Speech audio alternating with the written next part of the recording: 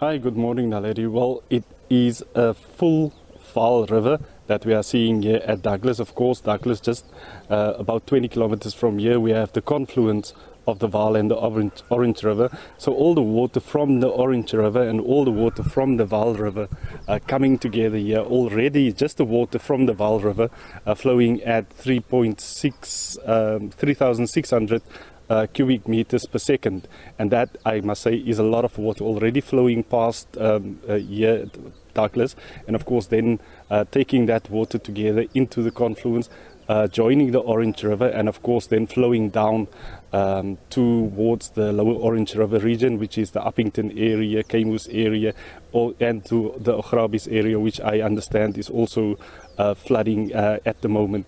But yes, quite a full river. Residents have started evacuating, especially those who are living on the banks. If Tapelo Gomotswane, the senior video journalist with me, can just point towards this area, you see that water is already flowing over the banks, and it's just adjacent to the residential area where we at the moment. Of course, more water expected in the coming days as the sluice gates are opened at the Vaal Dam and of course at the Bloemhof Dam as well. Let's speak to one of the residents who have decided to take precaution, Roy van Rede. Roy, you decided to evacuate. Why did you make that decision? You did that about 2 days ago. Yes, unfortunately, good morning to all the listeners. Unfortunately, it's an unfortunate situation here in Douglas. We need to evacuate as we get the warning yesterday. So about 3,800 cubic per second was released about 5 o'clock, 1700 hours yesterday. So we have to make alternative arrangements to evacuate and see where we can find alternative shelter for us. And you've decided to move up closer to other family within this area? Yes, yes, indeed. I move and evacuate to Breypaal, where family members stay, and we need to get all our stuff together and pack up and leave, and then we'll come back after everything is again normalized, the situation here. Okay, Roy, you were telling me earlier that that 3,800 cubics, you're gonna see that in the next couple of days, maybe 3 or 4 days. We're already seeing water. We'll be almost standing in the water.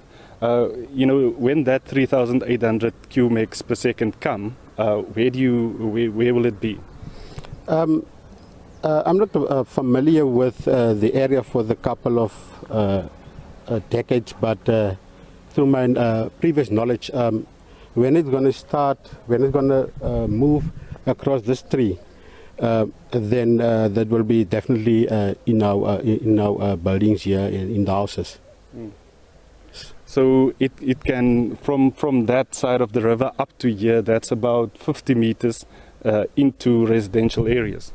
Approximately, yes. Okay. Yes. And all these things you are doing at your own cost? Nobody's assisting you? If you lose something, will you be able to claim from insurance? Hopefully, we think we will be able to claim from the insurance, because yes, like you said, about 15 meters. That's a lot of height. So hopefully after this, when everything is said and done, we see what is damaged, and then we can take it from there with the insurance, and we hope that the insurance will assist us in this regard. Thank you very much. That's Roy van Rede, of course, one of the residents here in Douglas, Naledi.